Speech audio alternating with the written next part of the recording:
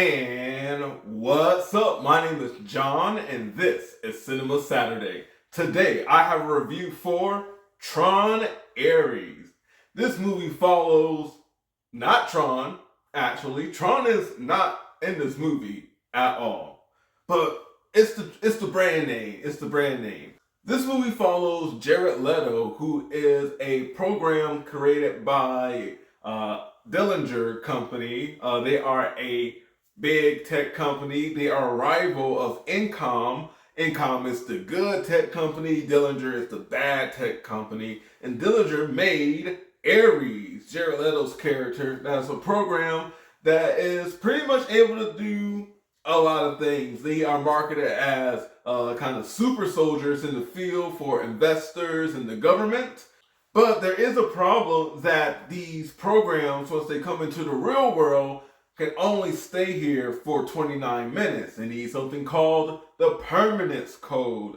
And whoever has the permanence code, either Dillinger or Incom, will essentially have all the money because everyone will buy for them because their products will actually work longer than 29 minutes.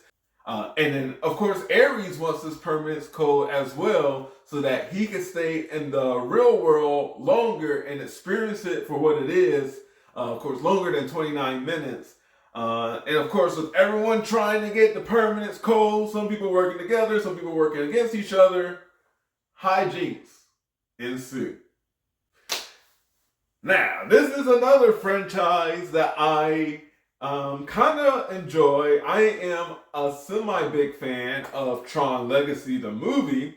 I rewatched it recently, and I think it actually still holds up. It's a good movie. But I think it still holds up. The visuals are great. I am a super huge fan of the Daft Punk soundtrack. I'll put that baby on repeat. On road trips, I'll let the whole album play through. No skips.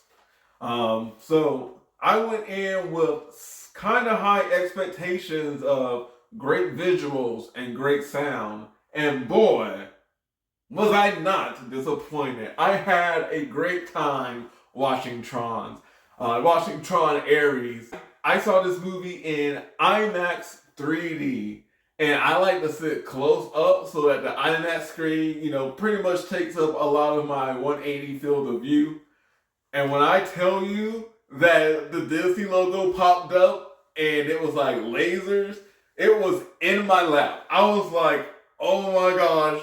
And it was very immersive for the 3D. So, of course, I'm already talking about that. I enjoyed it. So, I think you'll enjoy it too. If you're going to go see this one, see it in 3D. See it in a premium format. I think it might be all gone now. But if you're going to go see it, definitely see it in a movie theater. Definitely see it on a big screen. Your home television, if it's like smaller than if it's a medium-sized television, I don't think it's going to do this movie justice. And so you also need great sound. So you need great sound and a pretty large picture and 3D, and you will have the most fun time. Now, without the 3D, without the great sound, and with normal visuals, what's left of this movie is the story. And I must say the story is alright. I wasn't super jazzed about the story.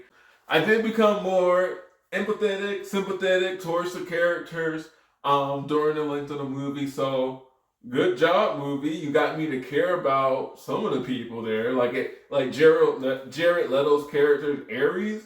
I kind of did start caring about I'm American, so I'm like, yeah, boy, get your freedom. Get your freedom. USA! USA!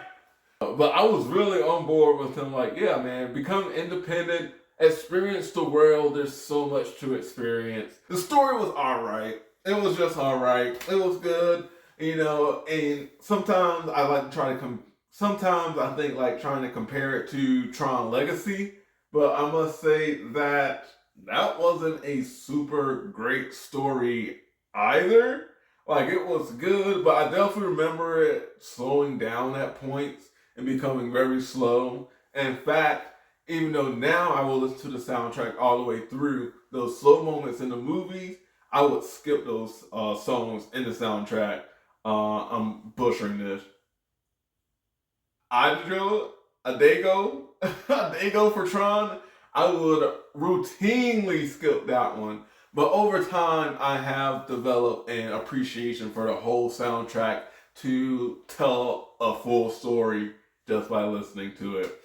So, all that to say, Nine Inch Nails soundtrack is pretty good too. I know. At first, I was real not. At first, I was really not vibing with the soundtrack. I'm like, this. I mean, it has like dubstep. It's like you guys are using the same instruments, but like this doesn't feel like Tron.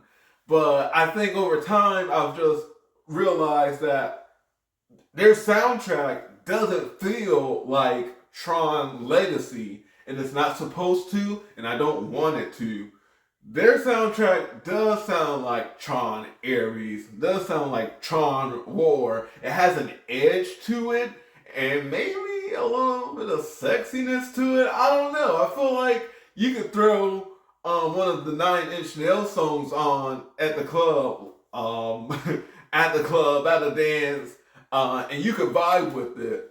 But you couldn't put on ARES from Tron Legacy and expect everyone to really be vibing with it. So I do think that this soundtrack by Nine Inch Nails kind of helps carry the movie in certain scenes, because a lot of times you are just watching the light show and the music goes really good with it. But I think without the music, the light show would just be mediocre. I think I may have liked the action sequences of the light show, the spectacle of Tron Legacy better than Tron Ares. The visuals of the light show itself, amazing. I do wish that there was more time spent in the Tron world. I know we've done the first two movies in the Tron world, in the programming, on the grid, but I feel like when I go see a Tron movie, I want to be in the grid. I don't want to be in the real world, and I do think that took some of the excitement out for me. Even though it was cool to see things from the grid come into our world, and they still have a light show, but it's like with our world now that they have to maneuver around. So that was cool to see, but I think I would have preferred to be in the grid. But of course, the visuals all around, stunning, stunning, stunning, stunning. At the very least, you can put this on in the background while things are going. Every now and then, you'll just be like, "Oh, that was cool." I feel like everyone's comparing the two movies because it's been so long since the last movie. So it's like we really like that, or at least over time we've come to really like that. And I think right now we're kind of iffy about Tron Ares. If at least everyone is either iffy and or decisive about Jared Leto.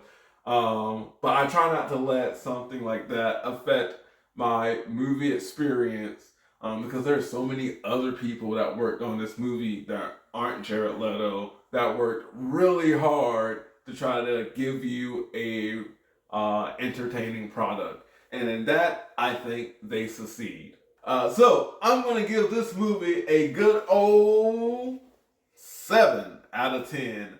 I think it is good enough to go see in the theater. It does have rewatchability to it. The soundtrack's pretty good. The visuals are good. The story can carry you along to visual scene, or from song to song. And you won't get super annoyed with it. It's just kind of by the numbers. There is a little bit of surprise, though, I think, near the third act, that I think people would really enjoy. So if you are a OG like 80s Tron fan, I think you should definitely go see this movie. Definitely catch it in 3D if you can, because I think 3D is probably the best way to experience it. But yeah, that's my review for Tron Ares. My name is John. Thank you for watching Cinema Saturday, and as always, have a good one.